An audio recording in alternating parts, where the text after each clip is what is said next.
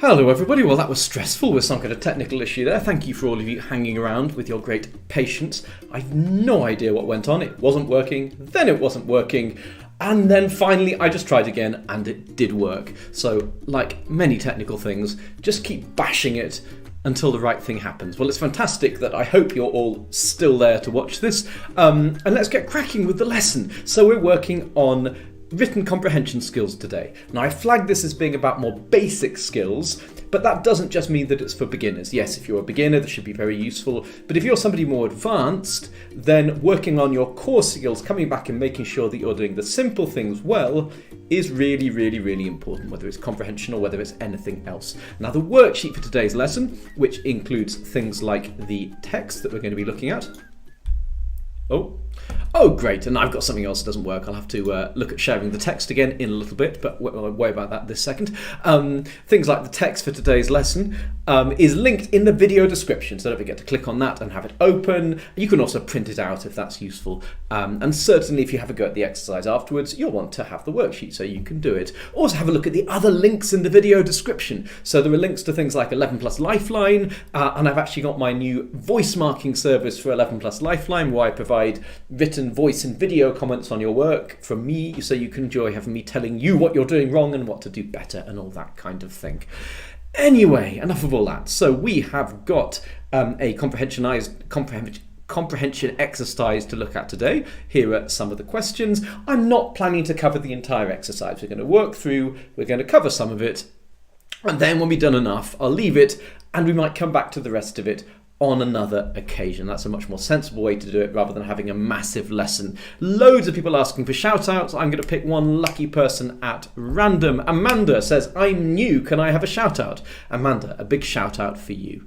Fazana, yes, this is indeed the first comprehension from one of my comprehension books. Correct. Thank you for pointing that out. Right, and the text for today's lesson is, drumroll here, but it isn't showing. I'm going to sort that out really quickly. This one should be a relatively easy one to fix. There we are. Is that working? No, it's not. Why is nothing working today? Oh my. Oh my. Why is nothing working? There we are. Phew, we can see the text. Amazing. So now we can get on with this. Goodness me. So much stress, and why? Why did the stream not start on YouTube? Why did the text not show? I have no idea. Let's have a look at this. Okay, the first thing you would do in an exam is you would read the text. So you would go through and you would read this. You would not skim through it super fast, but neither would you read it really slowly in lots of detail. You need to read it slowly enough that you basically know what's going on, who the main characters are, and a general sense of the atmosphere and so on. You do not need to know every single detail. Perhaps the most important thing is that you basically know where things happen in the text, so that when you come to answer a question, you can find the right information there. Don't be tempted to skip reading the passage at the beginning, because then you might go to the wrong place to answer a question, get the wrong end of the stick and lose a lot of marks, or you might get confused about which character is who and write about the wrong person. Something like that. Easy mistakes. Always read the text first. So you read the text. I'm going to assume you've already read it. And of course the worksheet's there in the video description to print out if you want to read the whole text. It isn't all shown on the screen here. So you're going to read the text and then you're going to look at the questions. And the first question says, what job do Shiro's owners do? You'll find today we've got quite a lot of these relatively simple questions, but doing them well and doing them efficiently is a skill, and it's a skill that still needs practicing even if you're quite good at this. What job do Shiro's owners do?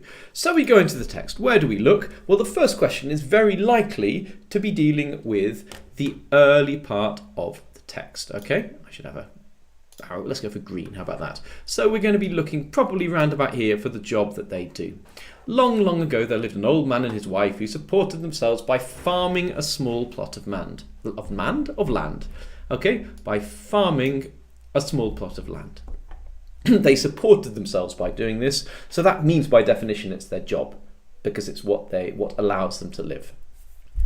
Something else they do doesn't support them, so it's probably more like a hobby or something, assuming they do anything else, which I don't think they do. So by farming a small plot of land, in other words, they are farmers. Okay, so we can simply write, unsurprisingly, you get to enjoy my handwriting again after a bit of a hiatus, they are farmers. Now, because I'm focusing on basic skills, let's talk about some of the other things you could have done. Okay, so you could have written, the job that Shiro's owners do is that they are farmers. Now, that would get the mark, but it is not a good answer. And the reason it is not a good answer is because it takes lots of space and time which are wasted, and in an exam you cannot get those back. You can tell that that isn't expected because writing everything I just said there would take more than the line that we have here, okay?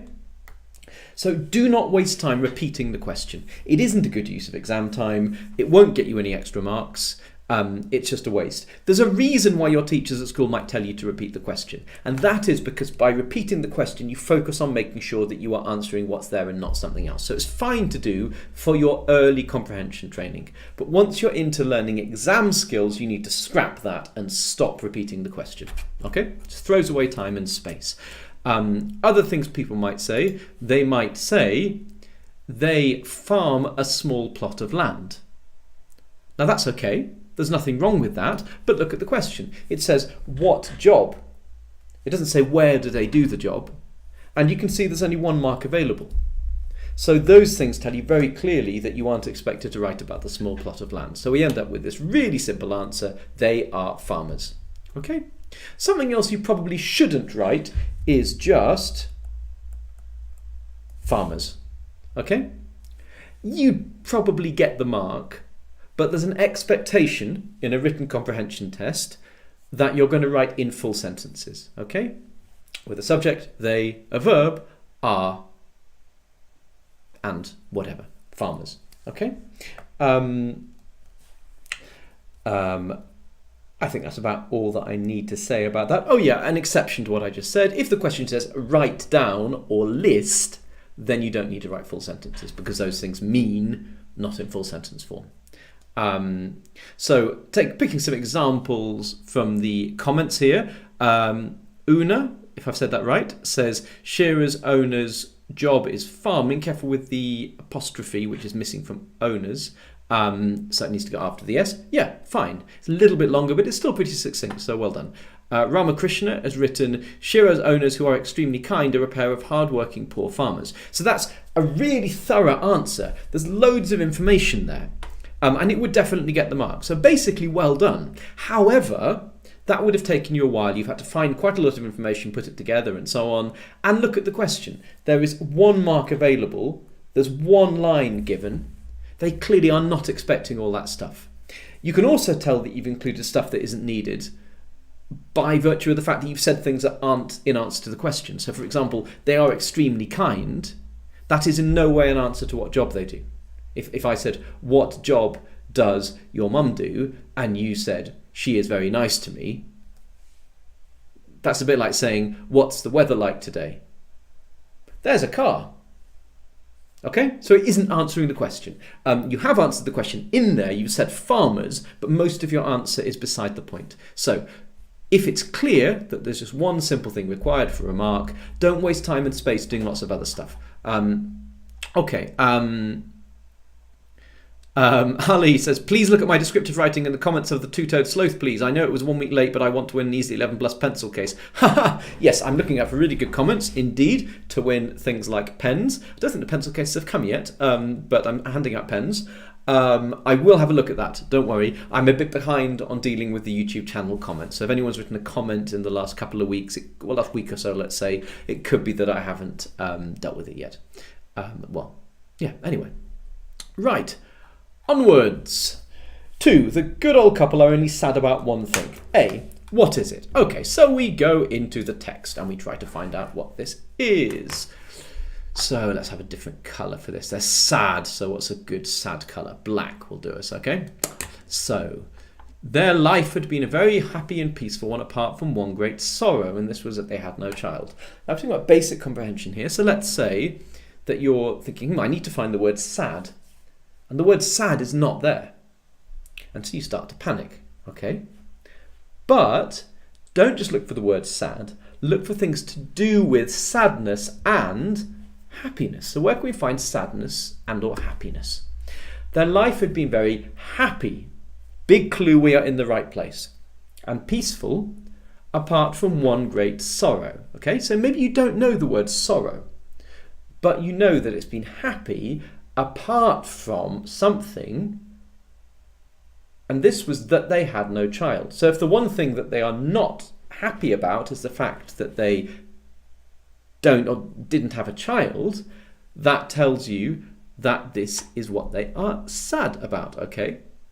So you can intuit that the word sorrow means unhappiness or a cause of unhappiness, a thing that you're unhappy about. Okay, so now we go back into the question here and we say, what is it?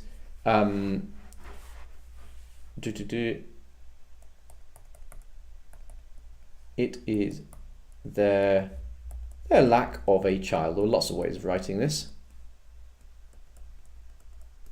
It's good to have something like it is to have a full sentence there. Now that was quite a complicated way of explaining what is probably a simple answer. You probably know what sorrow means, so you can go straight into that. But let's say you don't know something. This is how, with basic comprehension skills, you can work out the answer to a question even if you don't know all the words in the text. Okay? Well done, everybody who's written correct answers to this. And happy birthday to Nadia. Okay, right, onwards. Yes, someone has said they have no children. Yes, that would be an even better answer than the one I put here because that's a little bit more succinct. I don't think it's quite insightful enough to start earning pens, but well done to Harley. Okay, explain how this affects their feelings for Shiro. So now we go back into the text. We know basically where we are, but because we've already dealt with the lack of children in line 5. Oh yes, the great sorrow. So how does this affect their feelings for Shiro? So we look on. Their only pet was a dog named Shiro, and on him they lavished all the affection of their old age. So indeed, they loved him so much whenever they blah, blah, blah. There's nothing here about how not having a child affects their feelings for Shiro. It doesn't say that. Okay? You're going to have to use your brain. Because, although it doesn't explicitly say it, that means it doesn't actually say the lack of a child affected their feelings for Shiro, because it's very clear from the context that that is what's going on here. It says they were sad about one thing, and this was that they had no child. Next sentence goes straight on to Shiro. Their only pet was a dog named Shiro, and on him they lavished, the difficult language here, all the affection of their old age. Now, I think affection is pretty core vocabulary, including for 11+. So I think it's reasonable to expect you know what affection means. Love, basically. Okay? So Shiro, on him they something. Maybe you don't know what lavish means. That's okay. All the affection of their old age. Maybe you don't know what affection means, but it says, next sentence, indeed, they loved him so much. So this is all about loving Shiro. Even if you don't know lavish, you don't know affection, you can still, from what carries on afterwards, know that this is all about loving Shiro. This is one reason for reading the passage before you do the questions, so you have a bit of context to understand what's going on, even if a few words don't absolutely ring bells of clarity in your brain. Okay? Or, yeah. Yeah, okay, so they had no child. They loved Shiro so much. It was all their love. Why is it all their love? Because they have no child. You can see there's a connection. Right. So I'm talking round that, but that's kind of the way that you think round it in an exam if you're trying to get into things. So they didn't have a child, which meant that they loved Shiro all the more. Okay? It's simple.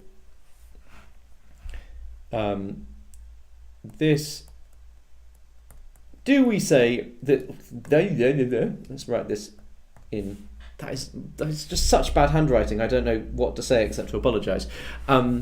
Do we say this made them or this makes them? Do we write in the past tense or the present tense? The story's written in the past tense.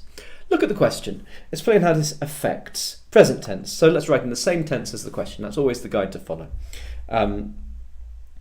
This makes them love... Shiro even more because he got all their affection. Indeed, they loved him so much, as the text says. Now, there are 2 lines here, but I haven't filled them. I'm happy with that because there's only 1 mark available. So 1 clear point that answers the question will almost without a doubt be adequate. Okay, and in fact, there isn't really anything missing here. The other things we're given in the text aren't about their feelings. It's about what they do with their food and that kind of thing. In terms of their feelings, we've answered that. I'm sorry for the handwriting, that's particularly bad. This makes them love Shiro even more. Bit borderline whether that's fully legible. Okay, anyway, I'm going to move on. Write down 2 facts about Shiro's... actually, I'm just going to take a moment out here because Ria has written they don't have a child, so they treated Shiro like their child. And I just want to say that that is also a good answer and that would also get the mark. Okay, be nice to each other, people. Be nice to each other, people. Thank you. See a little bit of jostling of elbows in the comments, shall we say? Okay. Marsha's written, good language here, but let's just look at it a second. Since they didn't have any children, they cherished their feelings just like they would do if they had a child. The problem with that answer is it doesn't have a clear meaning. So they cherished their feelings. What do you mean? They cherished feelings for whom? For whom did they have feelings if not for their child? They can't have feelings for their child because they don't have one. So what do you mean? You've missed the key point, which is that they cherished feelings for Shiro, for their dog, like they would do if they had a child. So the trouble is, by writing an answer that's in slightly complicated English, you've hidden from yourself the fact that the one thing it doesn't have inside it is actually an answer to the question. So that's one reason for writing simply in plain English, this makes them love Shiro even more, because it's easier to tell whether you've actually answered the question fully. Okay, I hope that makes sense. Well, not for using the word cherish, but clarity beats impressiveness when it comes to choosing words, choosing vocabulary in your answers. Write down 2 facts about Shiro's appearance. Okay, so this should be really simple, but it's just the kind of thing where people make loads of mistakes. Now look, you can probably kind of leap in here. If you've read the passage already, you probably know what the answer is, to be honest, if you've done the worksheet. So it's very clear where we're talking about appearance because it says, now Shiro means white, okay? And he was so called because of his colour. So what do we know about him? We know that he was a white colour.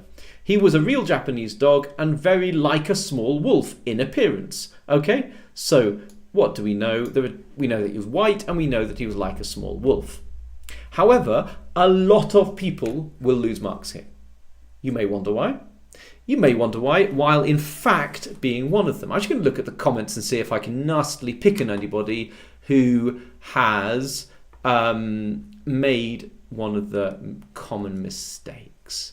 Gaming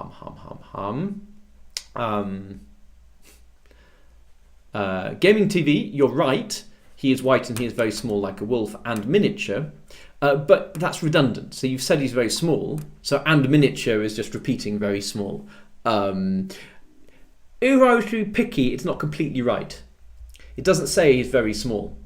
It says he's very like a small wolf. Now wolves are quite big. So a small wolf is not very small. It's only small for a wolf. It's pretty big compared to lots of other things. So certainly compared to many dogs. So very small is not quite right, and neither is miniature. But I think you'd probably be okay. Has anyone said anything crazily wrong? Denise says, I was failing in practice, but now I am passing more thanks to these lessons. Thank you, Denise. I'm delighted to hear that. Good. Well done to everybody who has not said he looked like a real Japanese dog. Lots of people would write that, but that would be a bad thing to write because it doesn't tell us how he looked. It says he's a real Japanese dog. We don't know what that looks like, okay? And it probably implies other things that aren't just about his appearance. So simply, we need to have it he was white and he was like a small wolf. Also, don't include things that aren't about appearance. So don't say he was called Shiro, for example. Don't say he barked loudly. Also, don't refer to things that you could say about lots of dogs. Or no, say about any dog. So if you say he has paws, because his paws are referred to, that it doesn't tell us anything about Shiro's appearance. Okay, we're going to be more specific. Right, you could use past or present tense, but let's stick to present tense because that's what we've been using for the other answers. So, he is white. By the way, we've got right down here, so we don't need full sentences. He is white, but this is a full sentence. And what was the other one? Oh yeah, he looks... okay, well, we can quote here, but because there's not much point rephrasing this, and if we're going to use the same words, we should use quotation marks. He looks like a small wolf. By the way, it's worth bearing in mind a little rule here, which is important, I think. So obviously, if a question asks for evidence, you need to quote. Okay, you know that, I'm sure. But you also need to quote if you use the same words as the text, even if you don't need evidence for that question. So here, if you wrote like a small wolf, that is a quotation from the text. So you really must put quotation marks around it, because otherwise you're taking the text and passing it off as your own work, which, you know, it ain't. Sorry, but it doesn't affect your marks here, really. What does the old man eat for his supper? I'm just going to push on a bit. I'm not going to deal with comments this time. Let's move on a little bit. The happiest hour of the day when I'm finished is Frugal supper. Okay, supper. So now we're looking here of rice and vegetables. Okay, so pretty simple. What does he eat for his supper? He eats rice and vegetables. Do not be sidetracked by other stuff, such as that his supper was frugal, or that he'd take it out to the veranda, or that he'd share it. No. Okay? Answer the question and not something else. Okay? So, what does the old man eat for his supper? Rice and vegetables? No. Write a sentence. He eats... rice and vegetables is a quote. And vegetables. Don't be the silly person who just says rice or just says vegetables. You are the person who loses half a mark, almost without a doubt.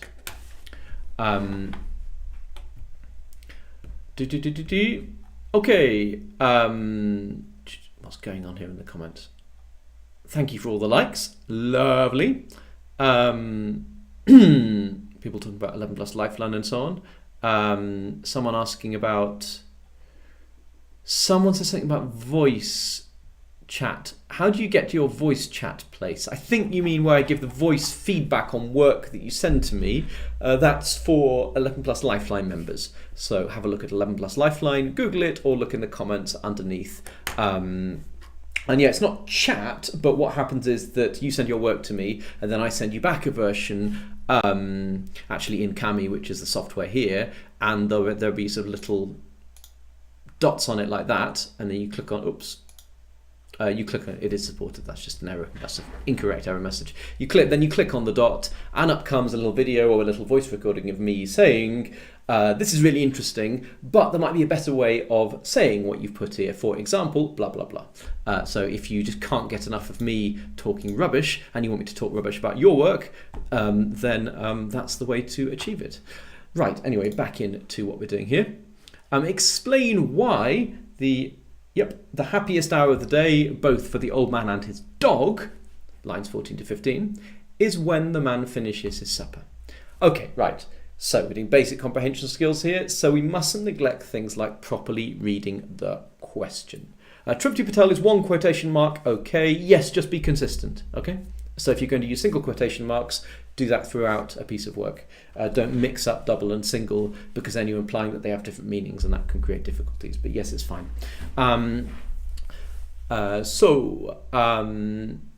Happiest stuff. Yeah. What are we doing? Oh yeah, sorry. So explain means you need a little bit more detail. It needs to be clear from what you've written why this is the case, basically. And the 2 marks also indicate that we need a little more than just a simple statement. So can the person read your answer and say, yes, I know why? If they can't, you haven't explained adequately enough. Explain why the happiest hour of the day, okay, so it probably means time of day. They probably aren't talking about a literal hour. Both for the old man and his dog is when the man finishes his supper. Now, what does this tell us about how to answer this? Both for the old man and his dog. So if you write an answer that says this is a happy time of day for the old man because he gets to play bingo, let's say that was correct, it would still not be adequate, because you have to say why it's the happiest time of the day for the old man and his dog. You have to talk about both. The word "and" makes that pretty clear. Is when the man finishes his supper, so that's what we need to look for in the text. So the explanation needs to be adequate in its own right, that it actually answers and explains to somebody why this is the case. I need to talk about the old man and his dog. So you probably need to give a reason for each. Unless it's the same reason, which is unlikely, you need to give a reason for each of them. Let's have a look at the text. So, happiest hour, let's scroll down a little bit.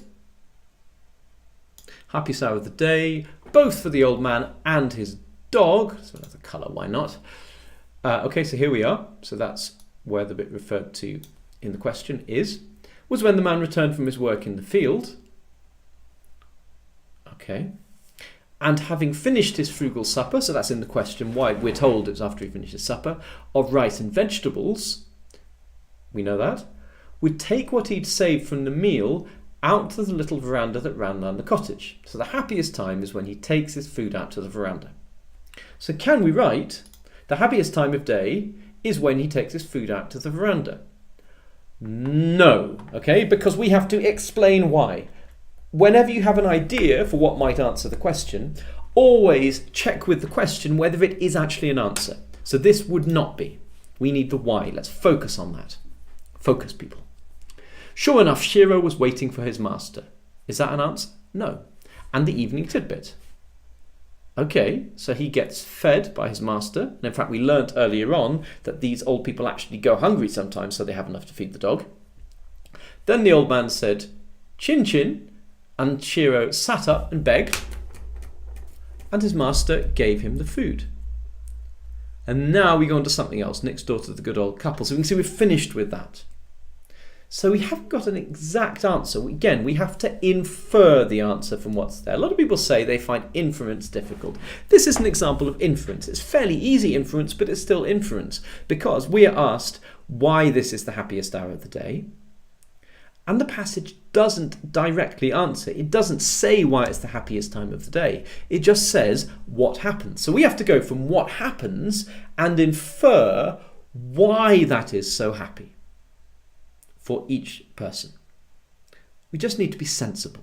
Inference is just about being sensible. So, sensibly, why is Shiro the dog happy after the man finishes his supper?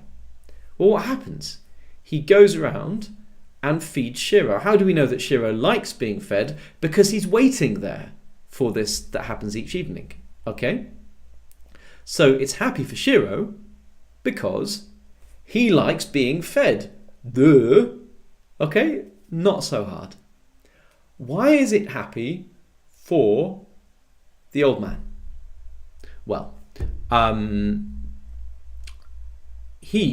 what does he do? He feeds Shiro. We aren't really told anything else about it. So why would that make him happy? Because he likes doing it. He likes being kind to Shiro. That makes him feel glad. It must be that. Even though we aren't told, we can infer that it is by far the most likely reason here. Babsy is written, it is the happiest hour of the day because they spend time together. Yeah, actually, I like that. The old man gets to see Shiro waiting for him, and Shiro gets fed leftover food. They have lots of fun together. Excellent. Only fault with that is you've done much more than you need to do for the 2 marks, so you've maybe wasted a little bit of time. But it's a great answer, really good answer. Yeah, I like they spend time together. Just to get the marks really simply, I would just talk about each of them, to be honest, because then I've just done it and I don't need to add extra things about them together. So the happiest hour of the day, yeah, so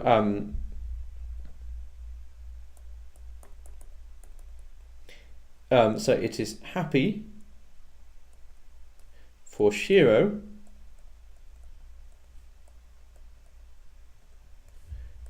because he enjoys eating eating the man's food while the man enjoys, and this is where we're really inferring, enjoys making Shiro happy. Okay, it is happy for Shiro because he enjoys eating the man's food while the man enjoys making Shiro happy. So that's how inference works. These things are not stated in the passage, so we don't really know the answer, but just using our common sense, of course we know what the answer is from what's given to us and from what we know about people and animals and how they interact. Okay, great. And by the way, if you haven't yet, please remember to subscribe to the channel, because it's by subscribing that you help the channel to grow, because that means YouTube shows it to more people. And it also means you get notifications sometimes when I post new stuff and reminders about my live lessons. It does not mean you get loads of weird spam or anything. And I don't get any list of who's, subscribed. I think I can maybe check who the most recent are, but I don't check that anyway. You don't get spam. You just help me by growing my channel. So please subscribe. It's the button just down there. What do you think frugal means in line 16? We're going to wrap up soon with the comprehension, by the way, and come back to the rest in the future. In fact, how many questions are there? I need to remind myself. So we got, and then 12 is a creative writing question. So there are 11 comprehension questions plus a creative writing question. So yeah, if we do, probably do one more, because we're just sticking to the really simple stuff here, comprehension basics. I think this has been quite useful. We've just gone through some really simple things about finding information in the passage, not making common mistakes, reading the question properly, that sort of thing. I hope it's useful for you as well. And this is one about dealing with a probably unfamiliar or possibly unfamiliar word. Many people won't know what frugal means. It says, line 16, having finished his frugal supper of rice and vegetables, would take Woody safe from the meal to the little veranda that ran around the cottage. So, we don't know what frugal means. Let us say that we don't. So it might mean, oh, by the way, we have to explain how the ideas in the passage support your answer. So you can't just guess, you have to also give a reason. So if you guess, you have to guess very intelligently and back up your guess.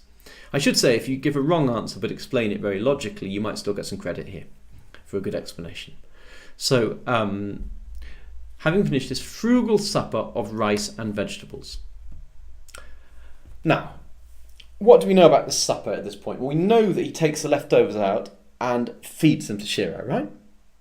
So what does that mean? Does that mean that he had such a big supper that there was loads left over? Yeah, maybe frugal means massive. Well, hang on. You've read this text. Indeed, they loved him, we're up here, so much that whenever they had anything nice to eat, they denied themselves to give it to Shiro. Okay, they denied themselves food to give Shiro food. That is not compatible. It does not fit with the idea that they have loads of food. They don't have much food, so they give some of their own food to Shiro and deny it to themselves. They go hungry. So frugal cannot mean that the old man had such a massive amount that he had some left over. So, okay, it's a frugal supper, which is not a big supper, of rice and vegetables. And we know that they don't get very much to eat. We know that he's just eating this really simple food. So what does frugal mean? We're really being steered towards frugal meaning small or simple. Okay? So, if this is a small, simple supper, and that's what frugal means, we've worked this out because what?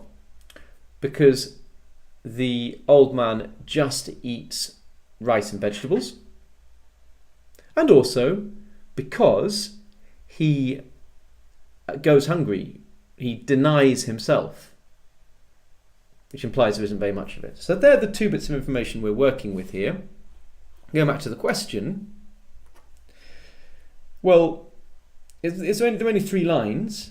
Yeah, only 3 lines answer space, and there are only 2 marks, one of which is going to be for the definition. So I think you're going to be absolutely fine just for one of those reasons. So frugal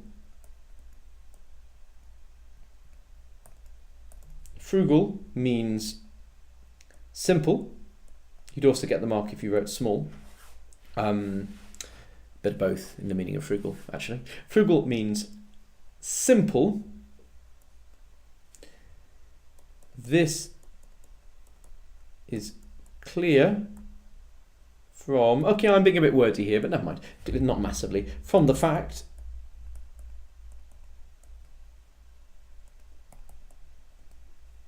that the man eats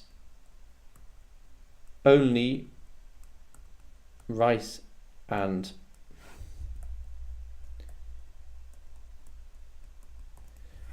vegetables. Okay, that will be absolutely fine for your 2 marks. An alternative answer, frugal means simple, or frugal means small, or frugal means simple and small, even better.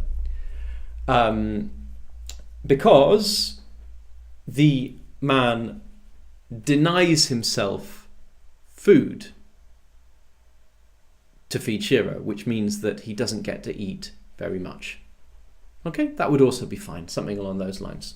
Any clear answer that matches, that uses the information in the passage and makes sense as an explanation for frugal meaning something along those lines. Thank you to SKG for your compliment on my beautiful handwriting. I do practice my handwriting a great deal just to make it beautiful for you. Right, okay. Leo has written, frugal means meagre and scarce. You can deduce this as the answer because it is mentioned in the passage that he only ate rice and vegetables and gave his only luxuries to Shiro. What can I say? The answer of a true master.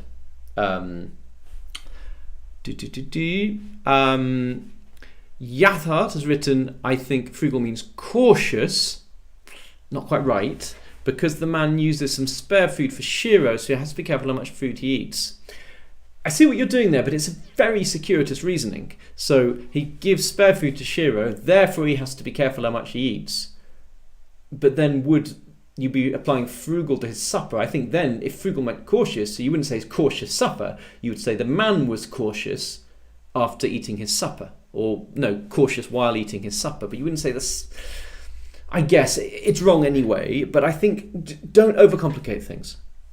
If there's a simple answer which makes sense, I would go for that rather than the really complicated one that also makes some sense, because you're more likely to be right. Right, Shan, I think frugal means it's very simple and cheap. I know it's because it is just rice as vegetables, so it is also very affordable. Okay, I haven't read everybody's comments because I've been pushing on, but I'm going to dish out some pens now, I think. Ray Chen Bai, that's a really good answer. So send me a message by the contact form on the RSL Educational website, and I will make sure that an Easy 11 Plus pen gets to you. Leo, your answer was really impressive. Likewise, a pen for you. I apologise to other people who've written great answers. I haven't seen all of them. But over time, you'll have plenty of time. You'll have plenty of chances to win merch.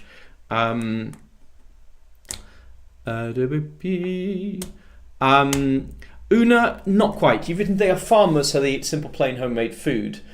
But some farmers are rich and successful and eat other food. The logic doesn't quite connect. I don't think you can say the farmers, therefore this. Okay.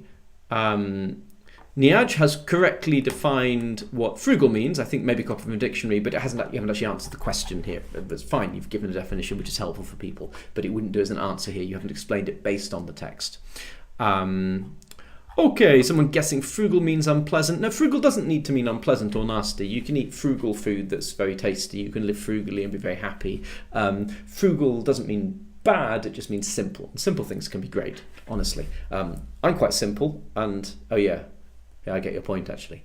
Okay, that'll do for now. We've done up to question 6, and we can go on and look at some more in a future lesson. Let's go on to today's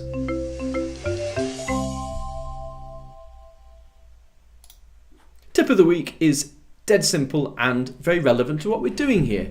And the tip for this week is, even when you're really advanced, even when exams are near, take the chance to go back to basic things, okay? Whether it's core maths, because core math skills are normally at least the first third of your maths paper. So if you get slow at those and make silly mistakes there, you can lose a ton of marks, and it doesn't matter if you're good at the complicated stuff because you've already messed up the exam. So make sure your core maths is really good.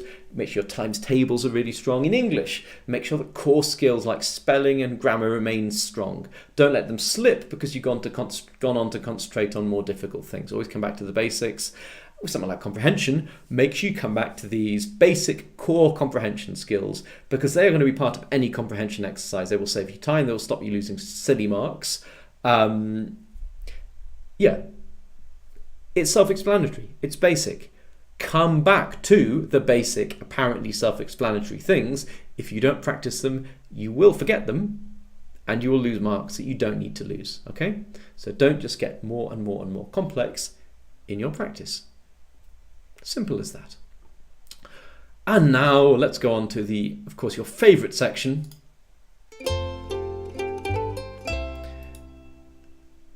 And this, of course, is the part of the lesson where everyone weighs in to ask me what my name is and how old I am and what food I eat, and the people trying to ask sensible 11 plus questions get completely drowned out, as is traditional at this stage in a Tuesday evening easy 11 plus lesson. And Jay Iloabuki, I will absolutely not give you a shout out. Okay. 11 plus master has awarded me 70 likes for being the 11 plus best. Honoured. Truly honoured.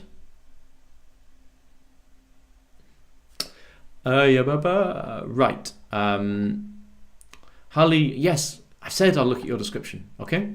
I won't do it right now, but I will do it. In the next day or two, I'm going to go through my backlog of comments that I haven't answered. Apologies to everybody who's written a comment that I haven't answered. Strawberry Clouds, do you have to pay money to be an 11 Plus Lifeline member? Yes, but it doesn't need to be very much.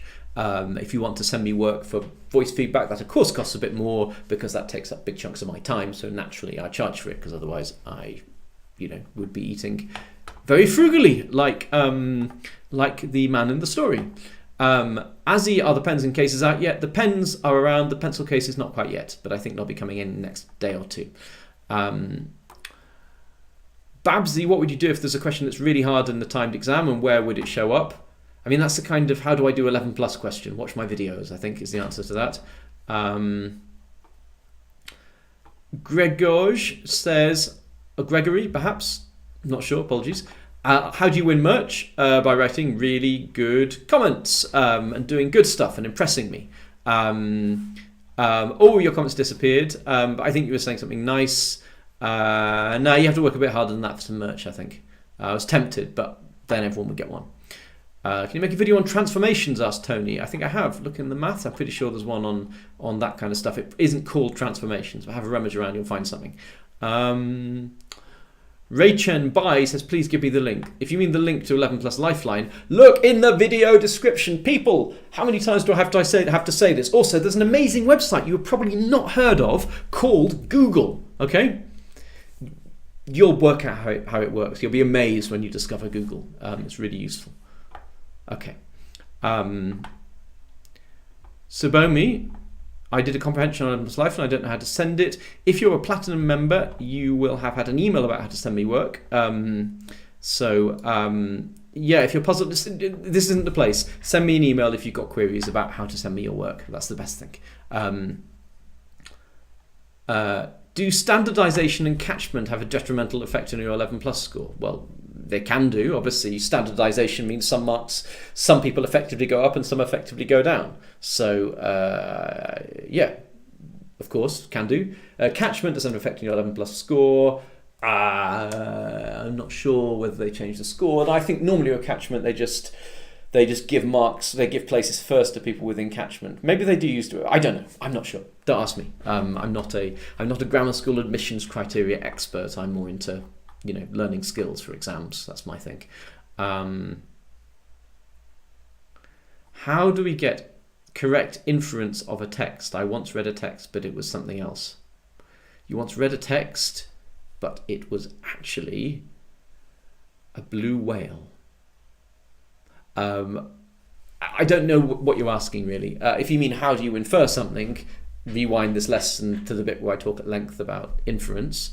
Beyond that, I'm not quite sure what to do with this, I'm afraid. Cheers for Robert and some cheddar cheese. I like cheese, thank you. Probably don't post it to me. I might not like it so much by the time it's arrived. Can you please do a video about profit and loss? It's not already something. There's several videos about money. Go into the maths playlists. You will find some stuff about money. There's at least a couple of videos which deal with this.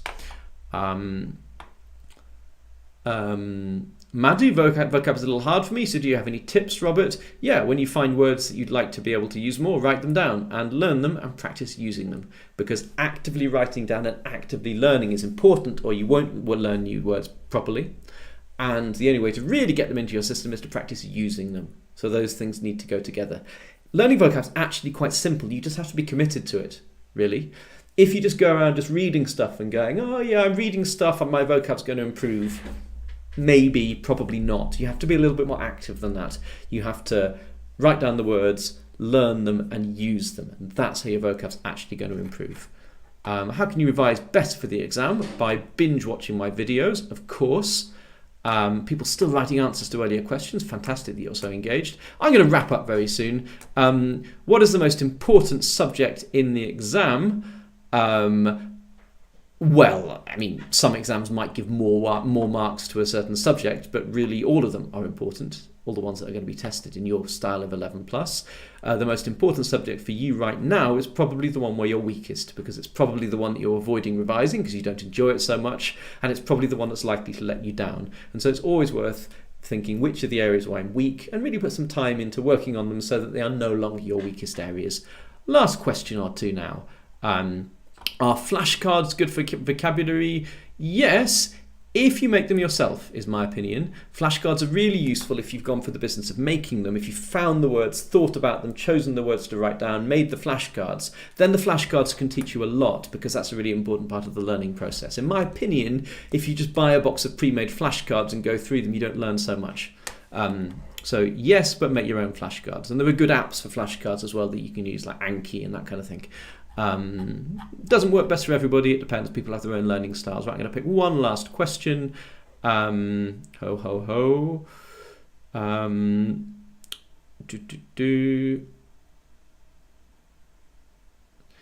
Nadia says, how do you gain confidence for tests? By watching all my videos, of course, and learning how to do everything wonderfully. But also you gain confidence for tests by realising how far you've already come. Think about what you could do 6 months, a year ago, and realise how many things you can do now that you couldn't do then, how much better you are, how much you gained from this whole process. And when you look at it from that point of view, you'll realise how much you will still learn between now and the test. But also, as I say again and again in these lessons, if you are the kind of person who is taking time on a Tuesday evening to watch this rather than play video games, you are already somebody who, first of all, is likely to do really well in their test, and secondly, you'll do really well at secondary school, however your 11 plus goes, even if you don't get into your dream school. And so you can just relax and feel confident and say, It's going to be fine. Right, I'm going to call it a day there. It's been fantastic having you all here. Amazing comments today. The comment section has just been buzzing. So really well done, everybody there. Thank you for your patience at the beginning with the technical problems. I really appreciate that. Loads of people asking questions about my voice feedback, my marking service, resources like the resources we've been looking at here. Google 11 Plus Lifeline, or if you have even the vaguest idea how YouTube works, look in the video description under this video where there is a link. You just click on it. That's how a link works on the internet. It will take you to the page and you can read about 11 Plus Lifeline. I'll also link my video about my voice marking service down below. If you're rewatching this not live, click on this video next. It should be really useful so you can carry on your learning session, because of course watching my videos is a great way to avoid doing actual practice. And when you've run out of ways to use my videos for work avoidance and you're looking for more, come back here at 6 o'clock next Tuesday evening for my next Easy 11 Plus live lesson. It's been a pleasure. Invite your friends, and bye-bye.